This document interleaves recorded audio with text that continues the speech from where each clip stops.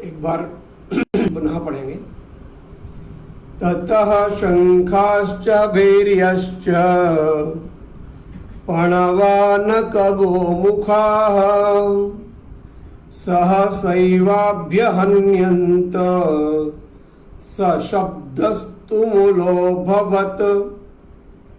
ततः अर्थात तत्पश्चात, उसके बाद, ततः तस्मात् परम, तदनंतरम, ऐसा इसका अर्थ हुआ। शंखाश्चा संधि विच्छेदा अस्ति, विसर्ग संधि अस्ति, शंखाः च। भैर्यश्चा, भैर्यः च, भैर्यः भैरी शब्दस्य बहुवचनम, भैर्यः च। प्रणवानक गोमुखाः, प्रणव अनक गोमुखाः, ये वाद्य यंत्र हैं। शंख, भैरी, प्रणव, अनक, गोमुख। सहसैवाभ्यहन्यन्त सशब्दस्तुमुलो भवत्। सहसैवा, सहसा एव अभि अहन्यन्त, इसमें ये शब्द मिले हैं, देखेंगे जरा। सहसा एव अभि अहन्यन्त, अचानक ही, अभि अहन्यन्त, ये सब जो वाद्य यंत्र हैं वे वाद्य यंत्र अचानक ही बज उठे। अभ्यनंत, हन, इन पर प्रहार करके, चाहे वो प्रहार श्वास के द्वारा हो अथवा किसी हाथ के द्वारा हो अथवा किसी अन्य वस्तु के द्वारा हो। हन माने ताड़ कर, प्रहार करके जिन पर कोई शब्द किया जाए, इसलिए उसमें अभ्यहन्यंत, अहन्यंत का प्रयोग किया है, तो वो उसके द्वारा बज उठे। सा शब्दः, सा में जो विसर्ग का लोप हुआ है उस विसर्ग को हमने लगाया। सह शब्दः तुमुलः अभवत्। तुमुलः अर्थात अत्यंतम भयंकरः। सह शब्दः, शब्दस का विसर्ग निकाला हमने यहाँ पे, तो शब्दः और तुमुलो भवत्, तुमुलः अभवत्। देखेंगे पदच्छेद में ये स्पष्ट किया गया है। जो नीचे की पंक्ति है, सा पंक्ति अत्र स्पष्ट रूपेण दृश्यते। सहसा एव अभि अहन्यन्त सह शब्दः तुमुलः अभवत्, ऐसा इसका पदच्छेद हुआ। अगला है अन्वय। अब इस पदच्छेद को हमने अन्वय के क्रम में जमाना, अर्थात जिस क्रम में कर्ता कर्म क्रिया होते हैं उसके क्रम में जमाने को अन्वय करना बोलते हैं। तो ततः शंखाः च भैर्यः च, अब ये चा पहले आते हैं और उसके बाद शंखाः माने शंख, बहुवचनम अस्ति शंख शब्द का। शंखः शंखौ शंखाः, भैर्यश्च भैरी का भैरी भैर्यौ भैर्यः च। प्रणवानक गोमुखा, प्रणव अनक गोमुखा। प्रणव अर्थात नगाड़े, अनक अर्थात ढोल मृदंग इत्यादि, गोमुखाः अर्थात नरसिंगा होता है एक, जिससे नरों की आवाज गोमुख से निकलकर सिंह के समान प्रतीत होती है, ऐसा एक वाद्य यंत्र होता है। तो सहसा एव अभि अहन्यंत, अभ्यहन्यंत, अचानक ही वे सब बज उठे। सह शब्दः, सह शब्दः भयंकरः अभवत्, सह शब्दः तुमुलः अभवत्, वह शब्द बहुत ही बड़ा हुआ, बहुत भयंकर हुआ। उस शब्द को सुनकर भयभीत हो गए। अग्रिमं श्लोकं पश्यामः। ततः श्वेतैर्हयैर्युक्ते महति स्यन्दने स्थितौ माधवः पाण्डवश्चैव दिव्यौ शङ्खौ प्रदध्मतुः। चतुर्दशः श्लोकः अस्ति। ततः श्वेतैः हयैः युक्ते। श्वेतैः अर्थात श्वेत हयः यस्मिन् युक्ताः सः श्वेत हय युक्तः। हय अर्थात अश्वः, श्वेतः श्वेत वर्ण, तो हयैः अर्जुनस्य रथे चत्वारः अश्वाः आसन्। तेषां चतुर्णाम् अश्वानां वर्णः श्वेतः आसीत्। तो श्वेतः हयः, बहुवचने श्वेतैः हयैः, सफेद घोड़ों के द्वारा युक्ते, जो रथ युक्त है। कैसा रथ है? महति स्यंदने। स्यंदने, ये स्यंदन अर्थात रथ। रथ का सप्तमी विभक्ति एक वचनम है, तो महति भी उसका विशेषण है, इसलिए महति भी सप्तमी का एक वचन हुआ। महति स्यंदने श्वेतैः हयैः युक्ते महति स्यंदने। बहुत बड़े स्यंदन पर, स्यंदन अर्थात रथ पर, रथे, रथ कीदृशः अस्ति? श्वेतैः हयैः युक्तः अस्ति। श्वेत हयों से, श्वेत घोड़ों से युक्त रथ पर स्थितौ, द्विवचनम अस्ति। एकः स्थितः। स्थितः अर्थात जो स्थित है। स्थितौ अर्थात द्विवचनम। स्थितः स्थितौ स्थिताः। के तत्र आसन्? तत्र तु एकः तु माधवः आसीत्, अपरश्च पाण्डवः आसीत्। श्वेतहये, श्वेतहयैर्युक्ते स्यंदने, सफेद घोड़ों से युक्त रथ पर, बहुत बड़े रथ पर दो लोग थे स्थित। कौन कौन? माधवः पांडवः च। माधवः अर्थात कृष्णः, पांडवः अर्थात अर्जुनः। माधवः च पांडवः च एव दिव्यौ शंखौ प्रदध्मतुः। दिव्य शंख बजाए इन दोनों ने। कब? जब ऊपर वाले श्लोक में हमने देखा कि जब शंखों का, भेरियों का, पणव, अनक, गोमुख इत्यादि वाद्यों का जब बड़ा भयंकर शब्द हुआ, तो माधव ने और पांडव ने, कृष्ण ने और अर्जुन ने अपने अपने दिव्य शंख बजाए, प्रदध्मतु बजाए। ततः श्वेतैः, अन्वय देखते हैं इसका। ततः श्वेतैः हयैः युक्ते महति स्यंदने स्थितौ माधवः च पांडवः एव दिव्यौ शंखौ प्रदध्मतु। आसान है, सरलः अस्ति एतस्य अन्वयः। अर्थ देखेंगे। ततः अर्थात तदनंतरम, उसके पश्चात सफेद घोड़ों से युक्त उत्तम रथ पर बैठे हुए श्री कृष्ण महाराज और अर्जुन ने भी अलौकिक शंख बजाए। दिव्यौ शंखौ, ये शंख का विशेषण है। दिव्यः शंखः दिव्यौ शंखौ। दो लोग थे, दो लोगों ने दो शंख बजाए, तो दिव्यः शंखः। अग्रिमः श्लोकः अस्ति, पठामः। पांचजन्यं हृषीकेशो देवदत्तं धनञ्जयः पौण्ड्रं दद्मौ महाशंखं भीमकर्मा वृकोदरः। पांचजन्यम, पांचजन्यम शंखम दद्मौ कहा ऋषिकेशः। ऋषिकेशः पांचजन्यम शंखम दद्मौ।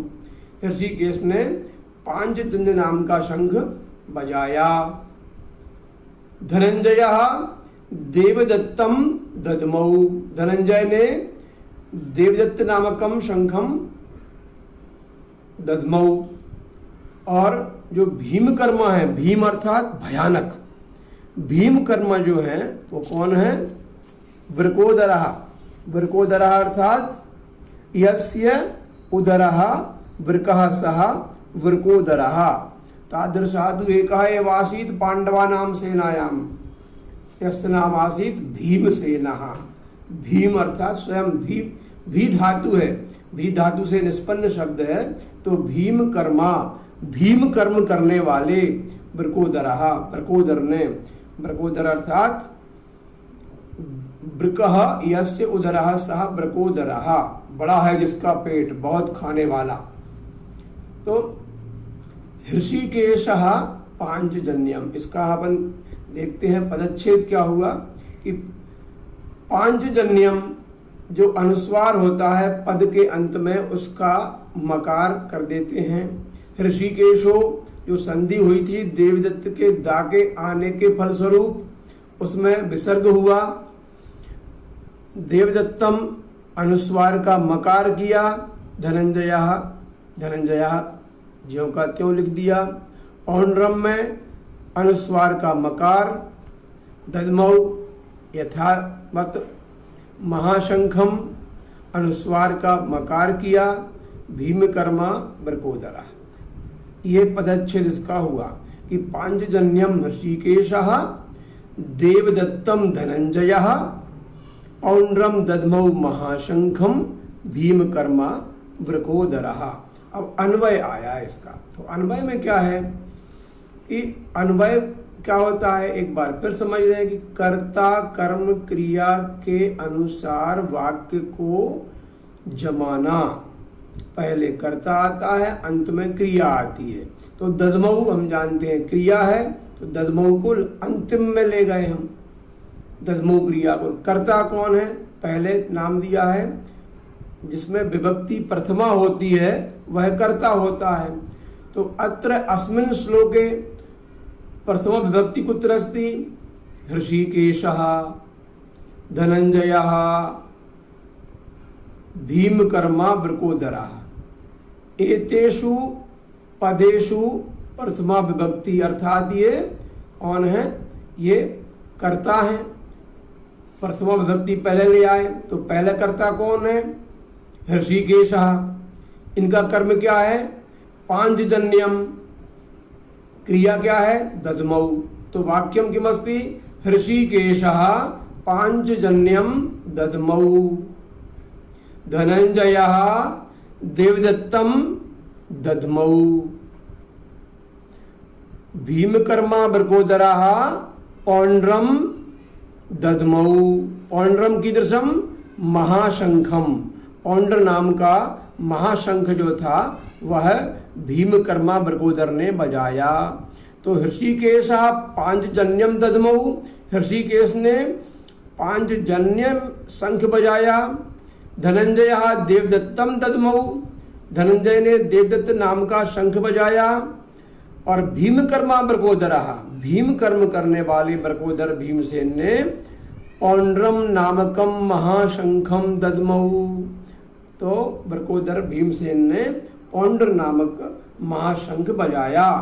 अत्यंतम सरलम। इस क्रम से यदि हम गीता जी को पढ़ेंगे तो फिर श्लोक और उसका भावार्थ और उसका पद उच्चारण कठिन नहीं होगा। अग्रिमः श्लोकः, अग्रिम श्लोक को पढ़ेंगे। अनंत विजयम राजा कुंती पुत्रो युधिष्ठिरः नकुलः सहदेवश्च सुघोषमणिपुष्पकौ।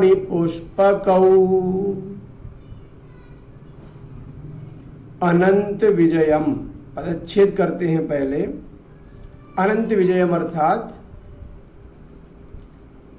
इसका पदच्छेद करने के लिए जहां जहां अनुस्वार होता है उसका मकार लगा दिया। अनंत विजयम। राजा कुंती पुत्रो, पुत्रो जो है वो कुंती पुत्र है। युधिष्ठिरः नकुलः च सहदेवश्च का हो गया सहदेवः च, नकुलश्च सहदेवश्च, नकुलः और सहदेवः, तो नकुलः च सहदेवः सुघोषमणि पुष्पकौ। उपरि तने श्लोके पांडवद्वयम कृष्णेन सहितम शंखम दद्मौ। इसमें जो 3 बचे हुए पांडव हैं, तो इसमें हम देखते हैं कि दद्मौ को लगाते हैं आखिरी में क्रियापद को, आगे भी आएगा, इसलिए दद्मौ का इसमें समावेश है। तो युधिष्ठिरः अनंत विजयम दद्मौ, देखिए इसका अन्वय किया, अन्वय में स्पष्ट है कि युधिष्ठिरः किम दद्मौ अनंत विजयम दद्मौ। युधिष्ठिरस्य शंखस्य नाम किम अनंत विजयः। यहां तो अनंत विजयम इसलिए किया है कि वो कर्म हो गया है, अनंत विजयम ये द्वितीय विभक्ति है सभी में। तो युधिष्ठिरः अर्थात युधिष्ठिर शब्द का भावार्थ है युधि स्थिरः। युधि स्थिर अर्थात जो युद्ध में स्थिर है वह युधिष्ठिर है। जो नाम बताए थे उनका अत्यंत महत्व है, हम समझें इस बात को कि जो युधि स्थिर, युद्ध में जो विचलित ना हो, कभी भी हमेशा स्थिर रहने वाला युधिष्ठिरः। तो इसका संधि के तहत इसका हो गया युधिष्ठिरः। तो युधिष्ठिरः कहाँ आसीत? युधिष्ठिरः राजा आसीत। युधिष्ठिरः राजा कस्याः पुत्रः आसीत? तो कुंत्याः पुत्रः आसीत, अतः कुंती पुत्रः इसका विशेषण हुआ। युधिष्ठिरः शब्दस्य विशेषणं किम? राजा। तस्य अपि विशेषणं किम? कुंती पुत्रः। कुंती पुत्रः शब्दस्य समास विग्रह कः? कुंत्याः पुत्रः, षष्ठी तत्पुरुषः। कुंत्याः पुत्रः राजा युधिष्ठिरः अनंत विजयम शंखम दद्मौ, ये वाक्य होगा। कुंती पुत्र राजा युधिष्ठिर अनंत विजय नामक शंख को बजाया। नकुलः सहदेवः च माद्र्याः पुत्रौ एतौ, पांडवौ किंतु माद्र्याः पुत्रौ। ये नकुलः सुघोष शंखम दद्मौ, नकुल ने सुघोष दद्मौ, सुघोष नामकम शंखम दद्मौ। सहदेवः च मणिपुष्पक नामकम शंखम दद्मौ। सुघोष मणिपुष्पकौ ये द्वितीय विभक्ति का द्विवचन है। तो सुघोष और मणिपुष्पक, ये जो मणिपुष्पक जो है, ये मणिपुष्पक एक ही शब्द है, फिर भी थोड़ा हम इसको और ऐसा करते मणिपुष्पक। तो सुघोष, अब हम देखते हैं इसमें से थोड़ा जनरल नॉलेज के लिए ऊपर से थोड़ा आते हैं कि कस्य शंखः कः। तो ऋषिकेशस्य शंखस्य नाम किम? पांचजन्यः। धनंजयस्य अर्थात अर्जुनस्य शंखस्य नाम किम? देवदत्तः। भीमस्य शंखस्य नाम किम? पौंड्रः। आगे देखें, युधिष्ठिरस्य शंखस्य नाम किम? अनंत विजयः। नकुलस्य शंखस्य नाम किम? सुघोषः। सहदेवस्य शंखस्य नाम किम? मणिपुष्पकः। ये इन सबके शंखों के नाम थे। हमें नाम याद हो जाना चाहिए। अब तो भावार्थ स्पष्ट है। अवगत अभी पूर्वम। तो अग्रे अस्ति श्लोकः एषः। काश्यश्च परमेश्वासः शिखंडी च महारथः धृष्टद्युम्नो विराटश्च सात्यकिश्च पराजितः। काश्यश्च, काश्यश्च अर्थात काश्यः यथा वयं भारतीयाः भारते बसन्ति ये ते भारतीयाः, मध्य प्रदेशे मध्यप्रदेशीयाः, महाराष्ट्रे महाराष्ट्रीयाः, गुजरातीयाः, बंगीयाः, ऐसे तो जो काशी में रहते हैं वो काश्यः, काश्यः अर्थात काशी के जो रहने वाले हैं। काश्य, काश्य माने काशीराज, काशीराज ने क्या बताया? काश्यः कीदृशः काश्यः? परमेश्वासः, परमेश्वासः इषु माने धनुष। तो परम इषु यस्य संधि है, इसमें गुण संधि है, परम इषु।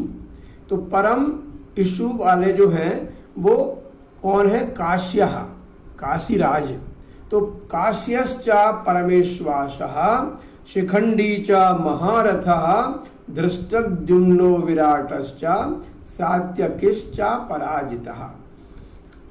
पदच्छेद में और देख लेते हैं कि काश्यः च, काश्यश्च का काश्यः च हो गया, विसर्ग स्थाने सकार हो गया था, हमने फिर विसर्ग कर दिया उसका। परमेश्वासा का संधि विच्छेद नहीं किया क्योंकि परम ईश्वासः परमेश्वासः शिखंडी च महारथः, शिखंडी भी महारथी ही थे। धृष्टद्युम्नः, धृष्टद्युम्नः विराटश्च का विराटः च कर दिया और सात्यकिश्च अपराजितः। सात्यकिश्च ये थोड़ा कठिन शब्द लग रहा था हमको यहाँ पर, तो अलग अलग किया हमने इसको, तो हो गया सात्यकी च अपराजितः। अपराजित व्यक्ति थे ये, तो सात्यकी च अपराजितः। अब अन्वय में चलते हैं, तो अन्वय किमस्ति?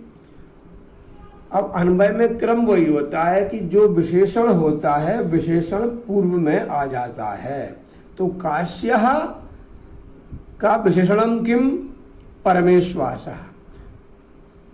परमेश्वासः अर्थात श्रेष्ठः धनुः यस्य सः परमेश्वासः।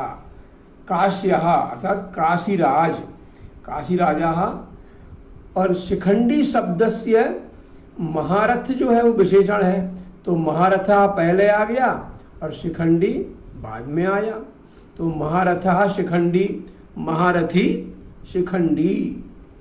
शिखंडी शब्द ये ईकारांत लग रहा है हमको, शिखंडिन शब्द है इसका, प्रथमा में शिखंडी बनता है। सुखी तो सुखिन शब्द होता है, दुखी दुखिन, सेवी सेविन, शिखंडिन शिखंडी, शिखंडिनौ शिखंडिनः, ऐसे रूप चलते हैं इनके। तो महारथः शिखंडी, तो महारथः शिखंडी च धृष्टद्युम्नः, और धृष्टद्युम्न ये च विराटः, और विराटश्च का विराटः च कर दिया, तो विराटः अपराजितः सात्यकी। और इनमें सात्यकी जो थे वो अपराजित थे, माने अपराजेय, अजेय, जिनको कोई ये न जेयः, न समास है। अपराजितः न पराजितः यः केनापि सः अपराजितः। सात्यकी च, ऐसे सात्यकी थे नाम है धनुर्धारियों में श्रेष्ठ, काशी राज, महारथी शिखंडी, धृष्टद्युम्न। ये धृष्टद्युम्न जो हैं ये भाई थे द्रौपदी के, पांचाली के। विराटः च अपराजितः। और देखते हैं अगला अर्थ, इकट्ठा करेंगे बाद में इनका, क्योंकि सबके नाम हैं, नाम गिनाए हैं। ये सब अपने अपने काम कर रहे हैं। क्या काम चल रहा है यहाँ पर? शंख बजा रहे हैं ये। तो किसने क्या क्या किया अपना, इसके बारे में चर्चा है। तो जो काश्य हैं उन्होंने और जो शिखंडी हैं उन्होंने, धृष्टद्युम्न ने और विराट ने और सात्यकी ने, और साथ में किसने क्या किया, तो आग्रे आया द्रुपदो। जो द्रुपद हैं, द्रुपद ने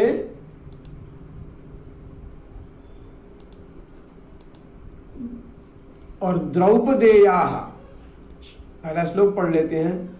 द्रुपदो द्रौपदेयाश्च सर्वशः पृथ्वीपते सौभद्रश्च महाबाहुः शंखान् दद्मुः पृथक् पृथक्। द्रुपदः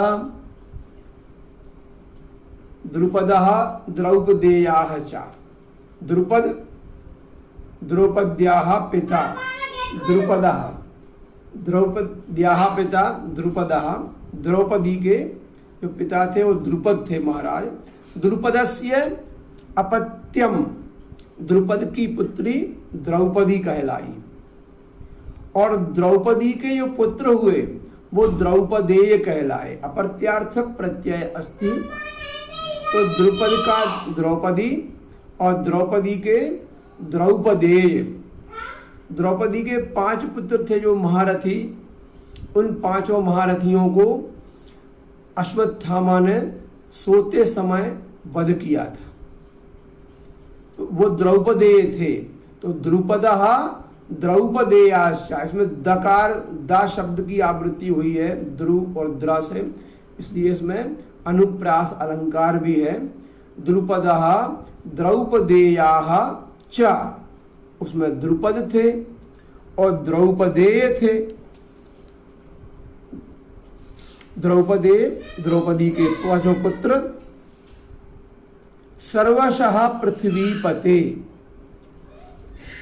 समास विग्रह में वैसा वैसा कर दिया।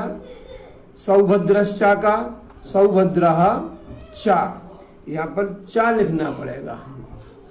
सौभद्रः चा, ये चा का यहाँ पर विस्मरण हो गया है, तो पदच्छेद में ये चा अवश्य आएगा। सौभद्रः चा, ये सौभद्रश्चा का सौभद्रः चा हुआ। महाबाहुः शंखान दद्मुः, शंखों को बजाए। पृथक पृथक, अलग अलग, ये पदच्छेद हुआ। सौभद्रः चा महाबाहुः शंखान दद्मुः पृथक पृथक। अन्वय और देखते हैं इनका।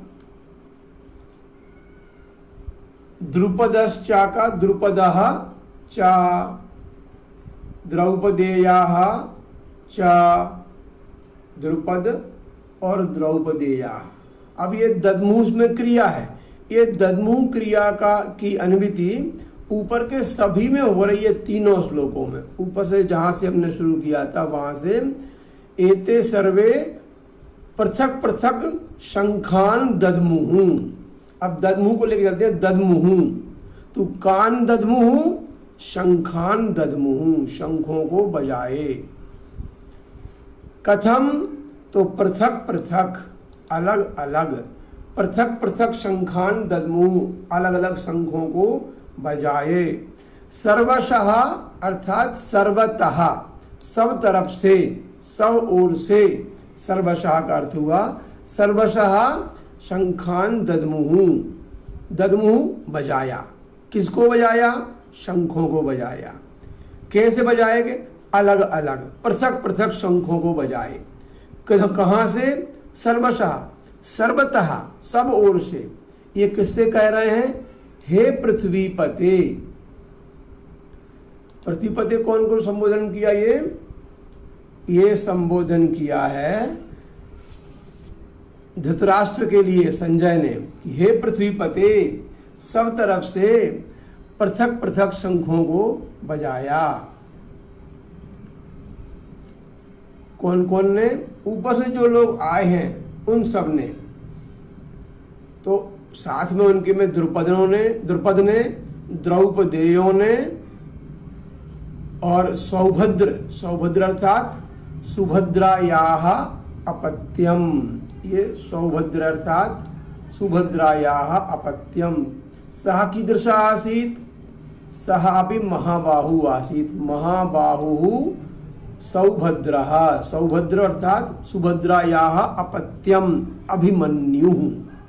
सुभद्रा का जो पुत्र, जिसको गर्भ में मारने, सुभद्रा का जो पुत्र हुआ अभिमन्यु, जिसको सभी महारथियों ने, कौरव सेना के महारथियों ने चक्रव्यूह में फंसाकर वध किया था, वह सौभद्र माने अभिमन्यु। तो महाबाहु सौभद्रः, सुभद्रा का पुत्र महाबाहु। इन सब ने पृथक पृथक शंखान दद्मुः, अपने अलग अलग शंख बजाए। और फिर समझने के लिए हिंदी में अवगच्छामः। श्रेष्ठ धनुष वाले काशीराज, हमने पढ़ा था महेश्वासः, काश्यश्चा महेश्वासः। अब इसको देखेंगे कि काश्यश्चा तो महेश्वासः काश्यः, शिखंडी चा महारथा और महारथी शिखंडी, धृष्टद्युम्नः चा विराटश्चा, धृष्टद्युम्न और विराट ने, सात्यकिश्चा पराजयः अपराजय सात्यकी, राजा द्रुपदः, द्रुपदश्चा द्रौपदेयाश्चा, तो द्रुपद और द्रौपदी, और महाबाहु सौभद्रा, सौभद्रा और सौभद्र महाबाहु। सौभद्र थे महाबाहु, जिनकी बड़ी बड़ी भुजाएं होती हैं, लंबी भुजाएं जिनकी होती हैं, वे महाबाहु कहे जाते हैं। तो सौभद्रश्चा महाबाहु, ये सौभद्र महाबाहु अर्थात सौभद्र माने सुभद्रा का पुत्र अभिमन्यु। एते सर्वेपि, इन सबने, हे राजन, हे पृथ्वीपते, सर्वशः पृथक पृथक शंखान दद्मुः, सबने अलग अलग अपने शंखों को बजाया। अब यहाँ पर एक क्रियापद समाप्त हुआ। अब अगला वाक्य चलेगा इसमें से, जिसको हम पढ़ेंगे पहले। सघोषोधार्त राष्ट्राणाम हृदयानि व्यधारयत, नभश्च पृथिवीं चैव तुमुलो व्यनुनादयन्। पदच्छेद किया। स घोषः, इसका स घोषः का हो जाएगा सह घोषः, क्योंकि ऊपर जो है ये सा में विसर्ग का लोप हुआ है। तो सह घोषः धार्ति राष्ट्राणाम, धृतम राष्ट्रम यैह तेषाम, जिन्होंने राष्ट्र को बलात् धारण कर लिया है, उनका, उनके हृदयानि व्यदारयत, उनके हृदयों को उसने घोष ने व्यदारयत अर्थात विदीर्ण कर दिया। धार्ति राष्ट्राणाम अनुस्वार का मकार हो गया, हृदयानि, हृदयानि है, व्यदारयत वैसा ही है। नभश्चा का संधि, इसका संधि विग्रह किया। नभः चा पृथ्वीम, पृथ्वी में अनुस्वार स्थाने मकारः स्थापितः। चा चैव, चा और एव, चैव इसको बोलेंगे तो चा और एव, इसमें आ और ए में संधि हो गई, वृद्धि संधि है। एव तुमुलः, तुमुलः, तुमुलो का ओ का विसर्ग कर दिया, तुमुलः, और व्यनुनादयन, वी प्लस अनुनादयन। इस शब्द को थोड़ा समझ लेंगे। व्यनुनादयन क्या है? वी शब्द, ये व्यनुनादयन में वी उपसर्ग, अनुवी उपसर्ग है, नदी धातु है, ऋच प्रत्यय है और उसमें शत्र लगा हुआ है। ये ऊपर जो लिखा हुआ है व्यदारयत, वी प्लस अदारयत है। ये इसमें संधि जो है वी अदारयत, ये लंगलकार का रूप है। ये व्यनुनादयन, ये अनुनादयन, जो है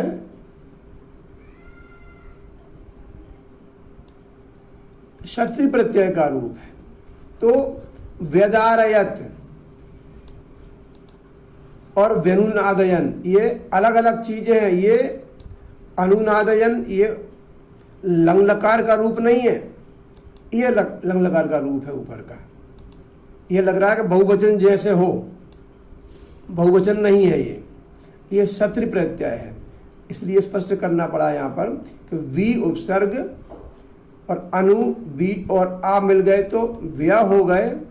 और नद में निज प्रत्यय, निज प्रत्यय होता है एक प्रेरणार्थक क्रिया होती है। जैसे करोति कारयति, करता है और करवाता है। पठति ये सामान्य क्रिया हुई। और पाठयति, तो पाठयति में निज प्रत्यय हो गया है।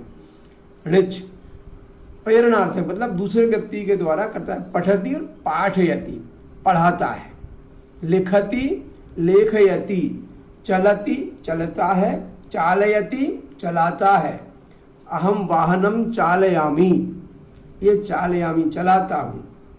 और अहम चलामि मैं चलता हूँ। तो यही ऐसा नदति और नादयति, नदति माने बजता है और नादयति माने बजाता है। ऐसे ही तो व्यनुनादयन ये निज प्रत्यय बोलते हैं। निज प्रत्यय प्रेरणार्थक क्रिया बन जाती है। कभी फिर चर्चा करेंगे इसके बारे में विस्तार से। और क्षत्रिय प्रत्यय आया है। एक प्रत्यय होता है क्षत्रिय, क्षत्रिय प्रत्यय बोलते हैं जिसका अत शेष बचता है। इसमें देखें अंग्रेजी के टेंस में तो ये क्षत्रिय प्रत्यय का भाव होता है प्रेजेंट कंटिन्यूअस में। जहां भी हो वो कंटिन्यूटी होती है, निरंतरता होती है, लगे रहना उसका भाव होता है। तो क्षत्रिय प्रत्यय से ये बन गया नादयन। ऐसे पठ का बनता है पठन, किंतु पाठ का निज प्रत्यय के साथ में पाठयन। लिख का लिखन, लेखयन, चालयन, भ्रामयन, धावयन, धावन दौड़ते हुए, धावयन दौड़ाते हुए। ऐसे ही इसमें नादयन, नदन और नादयन, इसमें ऋच प्रत्यय है, प्रेरणार्थक क्रिया। समझ लें इस चीज को। इसलिए व्यनुनादयन अर्थात गुंजाते हुए। अनुनाद, नाद माने शब्द करना और अनुनाद माने उसके बदले में ध्वनि जाकर टकरा कर जब आती है तो उसके बदले में गुंजन होता है, गुंजायमान होना। इसलिए उसको बोलेंगे अनुनादयन, माने उसको इको जिससे बनता है, लौट के आगे होता है गंभीरता से, उसको बोलते हैं अनुनादयन। व्यनुनादयन थोड़ा कठिन शब्द है, इसलिए इसको बार बार विस्तार से बताने का प्रयास किया जा रहा है। अग्रे अन्वयः अस्ति एतेषाम्, इनका अन्वय है आगे। बहुत ही सुंदर श्लोक है। संस्कृतम अत्यंतम सरलम अत्यंतम मधुरा भाषा ऐसा। तो अगर इसको हम समझ के फिर पढ़ेंगे तो बड़ा आनंद आएगा, फिर हमारे हृदय से गीत निकलेंगे, तब वो बनेगी वो गीता। तो सह घोषः धार्ति राष्ट्राणाम हृदयानि व्यदारयत। अब ये व्यदारयत क्रियापद है, इसको हम अंत में ले आए। अंत में क्यों लाए? क्योंकि वाक्य को जब कर्ता कर्म क्रिया के फॉर्म में लिखना है तो क्रियापद को अंत में लाते हैं, इसलिए अंत में ले आए। व्यदारयत, कह व्यदारयत, तो आरंभ में बनता है शब्द ये कि सह, तो सह व्यदारयत, सह व्यदारयत। सह कहा व्यदारयत? सह घोषः व्यदारयत। घोषः माने ध्वनि, वो शब्द जो हुआ बड़ा भयंकर, ध्वनि में, शब्द में, स्वर में, इन सब में अंतर है। तो घोष, बड़ा घोष हो रहा, मतलब जो गंभीर स्वर जो होता है उसको बोलते हैं घोष होना। तो घोष घोषः व्यदारयत्। कीदृशः घोषः? तुमुलः। तुमुलः अर्थात भयानक। तुमुलः अर्थात भयानक। कहा? सह। सह तुमुलः घोषः, वह भयानक शब्द। नभः च पृथ्वीम, नभ को भी और पृथ्वी को भी। नभ माने आकाश। नभः शब्द जो है हमें लग रहा है कि ये प्रथमा विभक्ति है, ये प्रथमा नहीं है, ये द्वितीय विभक्ति है। नभः शब्द सकारांत है। नभस, नभः, नभसी, नभांसी, नभः, नभसी, नभांसी, पयः, पयसी, पयांसी। इस प्रकार से ये नपुंसक लिंग का द्वितीय का रूप है। नभः पृथ्वीम च, नभ को और पृथ्वी को, माने आकाश को और पृथ्वी को, धरती को क्या करते हुए? पृथ्वीम एव। ये चा जो है अव्यय है, और के अर्थ में एव माने ही होता है वैसे तो, लेकिन यहाँ पर भी, पृथ्वी को भी, आकाश को भी और पृथ्वी को भी, ऐसा इसका है। और व्यनुनादयम अर्थात गुंजाते हुए। धारती, कौन से शब्द ने? यह शब्द शंखानाम द्वारा, शंखों से जो शब्द निकला था उस शब्द, वो शब्द कैसा हुआ? उसका बहुत अत्यंत घोष हुआ। और उस कैसा घोष हुआ? तुमुल घोष हुआ, भयानक घोष हुआ। तो सहा तुमुलः घोषः नभः च पृथ्वीम एव व्यनुनादयन। नभ को और पृथ्वी को गुंजाते हुए उसने फिर क्या किया? उनको तो विदीर्ण किया ही किया, साथ में हृदयानी व्यदारयत, हृदयों को विदीर्ण कर दिया। हृदयों को केशाम हृदयानी व्यदारयत? तो धार्तराष्ट्राणाम हृदयानी व्यदारयत। जो धृतराष्ट्र के पुत्र थे वे कहलाए धार्तराष्ट्र। हम उच्चारण में दोष कर देते हैं, धृतराष्ट्राणाम बोल देते हैं इसको, नहीं, यह धार्तराष्ट्राणाम है, अपत्यार्थक प्रत्यय है ये। धृतराष्ट्रस्य अपत्यानाम हृदयानी, इसका भाव हुआ धृतराष्ट्र के पुत्रों के हृदयों को व्यदारयत, विदीर्ण कर दिया जिसने। धार्तराष्ट्राणाम हृदयानी। अब यहां लिखते हम कि धृतराष्ट्राणाम, धृतराष्ट्रस्य पुत्राणाम हृदयानी व्यदारयत। तो श्लोक में मजा नहीं आता। श्लोक में विशेष शब्दों का प्रयोग किया जाता है, शास्त्रीय शब्दों का, जो विभिन्न प्रकार से सिद्ध किए जाते हैं प्रत्ययों के द्वारा और विभिन्न रूपों के द्वारा।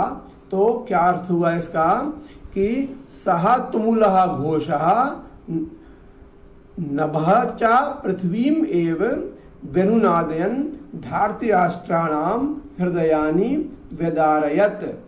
उस भयानक शब्द ने चा तो इसलिए आया क्योंकि इसका पहले संबंध बताया है उसने। ऐसा हुआ और वो शब्द हुआ, ऊपर के श्लोक में हमने बोला था ना कि ऐसा तुमुलो वेणुनादयन, तुमुल जो शब्द हुआ था उसने ये जो हमारा शंखान दद्मु, शंखों के बजाने का जो स्वर हुआ था, उस शंखों के स्वर ने ये कर दिया। उस भयानक शब्द ने आकाश और पृथ्वी को गुंजाते हुए, अर्थ के साथ एक बार मिला लेते हैं इसको, और ये चा का अर्थ हुआ, चा और सह माने उस, वह। तुमुलः घोषः भयानक शब्द ने, नभः आकाश को, पृथ्वीम पृथ्वी को भी, वेणुनादनम गुंजाते हुए, धार्तराष्ट्रों के माने धृतराष्ट्र के पुत्रों के, अर्थात आपके पक्ष वालों के, हृदयानी हृदयों को, हृदय विदीर्ण कर दिए उस घोष ने, ऐसा इसका भाव हुआ। अग्रिमः श्लोक। अब फिर क्या हुआ इस श्लोक में? ये सब कर दिया तो प्रश्न उठता है, धृतराष्ट्र ने पूछा होगा कि फिर क्या हुआ भाई, अब जब हमारे पक्ष वालों के सबके हृदय विदीर्ण कर दिए तो फिर क्या हुआ, फिर क्या बोला? अब जो गीता जी की भूमिका बनी यहाँ से, तो उन्होंने कहा कि इदानीम हे राजन, अर्जुनः उवाच, अर्जुन उवाच, अर्जुन ने कहा। तो श्लोक पढ़ने का अभ्यास करेंगे। अर्जुन उवाच अथ व्यवस्थितान् दृष्ट्वा धर्तराष्ट्रान् कपिध्वजः प्रवृत्ते शस्त्र संपाते धनुरुद्यम्य पांडवः।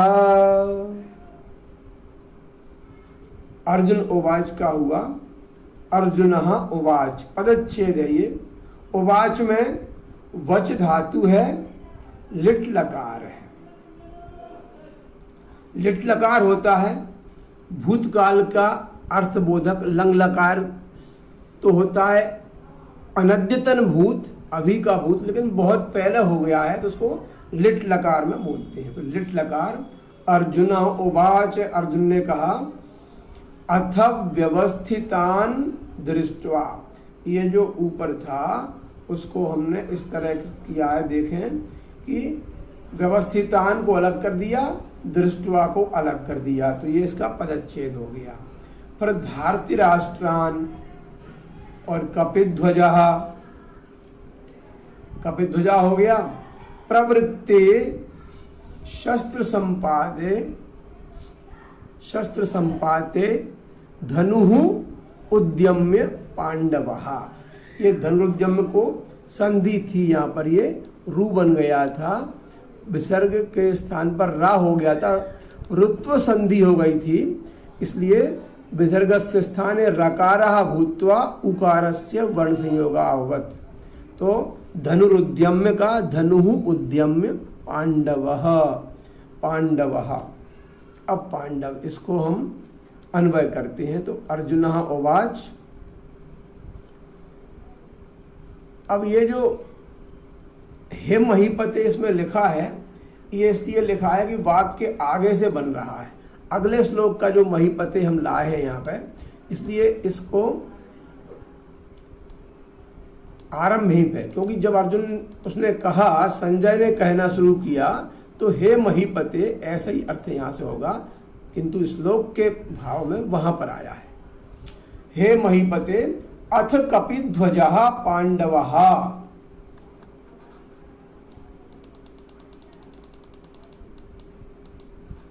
पांडवः करता है, पांडवः अर्थात पांडुपुत्रः अर्जुनः। कीदृश अर्जुनः? कपिध्वजः। कपिध्वज जो है वो उसका विशेषण है। अर्जुन के रथ पर हनुमान जी ध्वजा पर विराजमान थे, हमेशा विराजमान रहे, और वही एक निकटतम श्रोता थे श्रीमद् भगवद गीता के, दृष्टा भी और श्रोता भी, केवल हनुमान जी। इतना बल था, लेकिन किसी प्रकार के आवेश में आए बिना त्रैगुण्य अतीत होकर, तीनों गुणों से अतीत होकर, निस्त्रैगुण्य होकर के उन्होंने, हनुमान जी ने, और युद्ध का प्रत्यक्षीकरण किया। इसलिए कपिध्वजः पांडवः, कपिध्वज पांडवः कर्ता हो गया। कर्ता पद जब पहले आ गया तो कर्ता का विशेषण उसके और पहले आ गया, फिर कर्म आएगा। तो व्यवस्थितान धार्तराष्ट्रान दृष्ट्वा, व्यवस्थित हुए धृतराष्ट्र के पुत्रों को दृष्ट्वा देखकर, तदा तब फिर क्या हुआ उसने कि शस्त्र संपाते प्रवृत्ते, शस्त्र संपाते प्रवृत्ति अर्थात शस्त्र के चलाने की तैयारी में प्रवृत्त हुए देखकर उनको धनुः उद्यम्य, धनुः अर्थात धनुष को उद्यम्य उठाकर। अब आगे इसका भाव आएगा अगले श्लोक से, तो वो कर लेते हैं, समय समाप्त होने वाला है। ऋषिकेशं तदा वाक्यम् इदमाह महीपते सेनयोरुभयोर्मध्ये रथं स्थापयामेच्युत। ये महीपते पहुंच जाएगा ऊपर, लेकिन पदच्छेद में तो ही रहेगा। ऋषिकेशम स्पष्ट है, मकार, तदा वाक्यम इदम आह, ये तीन का ये अलग अलग करना पड़ा हमको, क्योंकि इसमें तीन पद हैं अलग अलग। वाक्यम ई लग गई तो माँ में ई तो मी हो गए, और यहाँ माँ में आ तो माँ हो गया है, माँ। तो वाक्यम इदम आह महीपते सेनयोर उभयोर मध्य, सेनयोहो उभयोहो मध्य, वही शश जुखो रूह तो ये ऋतु हो गया, रा बन गया है, और रास का ऊ होने के कारण यहाँ विसर्ग ये मिल गया, ऊ तो रू हो गया, और यहाँ रा की रेफ ऊपर पहुंच गई माँ के।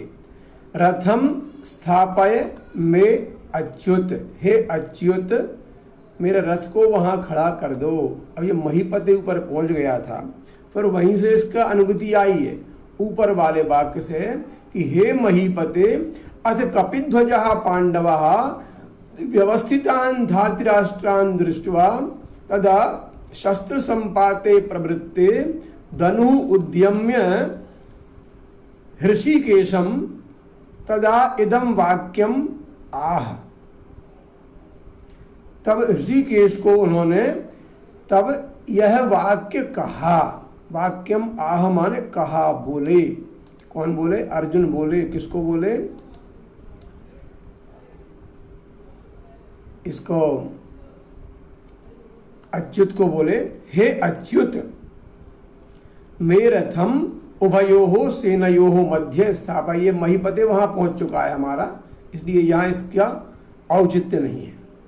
तो हे अच्युत मे रथम उभयोहो सेनयोहो मध्य स्थापय, मेरे रथ को, मम रथम मेरे रथ को, उभयोहो सेनयोहो मध्य स्थापय मेरे रथ को दोनों सेनाओं के बीच में स्थापित कर दो। स्थापय ये है मध्यम पुरुष का लोट लकार का एक वचन।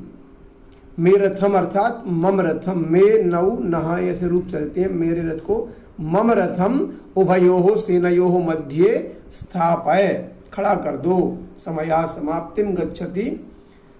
बस थोड़ा सा इसको हम समझेंगे कि आज हमने ये 21वें अर्थ श्लोक तक का हमने भावार्थ समझने का प्रयत्न किया है, और विशेषतः भावार्थ की जगह पर केवल हम अन्वय, पदच्छेद और भाषात्मक चर्चा कर रहे हैं, व्याख्यात्मक चर्चा नहीं है। इसीलिए सब लोगों से निवेदन है, यदि हमको पद का ज्ञान होगा, यदि हमको शब्द का ज्ञान होगा, उसकी प्रकृति का ज्ञान होगा, तो हम उसके अर्थ की गहराई समझ पाएंगे। बिना शब्द की गहराई समझे कभी भी भाव की गहराई नहीं समझ सकते हैं। इसलिए कहा है शब्द ब्रह्म, शब्द ही ब्रह्म है, और शब्द को जान लिया तो ब्रह्म को जान लिया। और एक बार उस शब्द की प्रकृति को समझ लिया तो आगे के शब्द भी लगभग वैसे ही हैं, प्रत्यय भी उतने ही हैं, लकार भी उतने ही हैं, विभक्तियां भी वही हैं, वचन भी वही है, लिंग भी वही है। तो उनको छोटे से परिवर्तन के साथ, जो उनका परिवर्तन इसमें गीता में किया गया है, उनमें कुछ विभक्तियां, वचन, प्रत्यय, पुरुष लगाकर उनको हम यहाँ पर समझ रहे हैं। इसलिए जिन सज्जनों को अच्छा लग रहा है और जिनको नहीं भी लग रहा है अच्छा, वह प्रतिक्रिया अवश्य दें फेसबुक के माध्यम से। विश्व गीता प्रतिष्ठानम आप सबका स्वागत वंदन करता है, और आपको इस गीता के कार्य में संलग्न देखकर अपने प्रयत्नों को सफल महसूस करता है।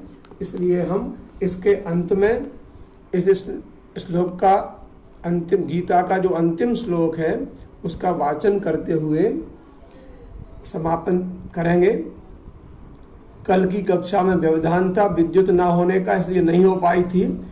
आगे कक्षाएं निश्चित समय पर 10 से 11 के बीच में फेसबुक के माध्यम से होंगी।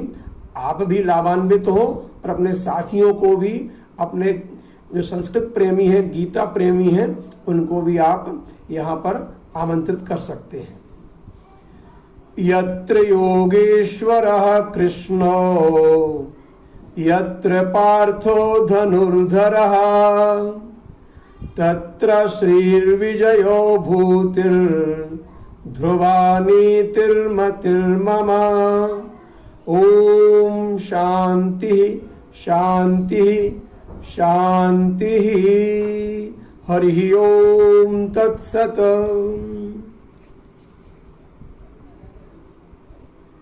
जय श्री कृष्ण।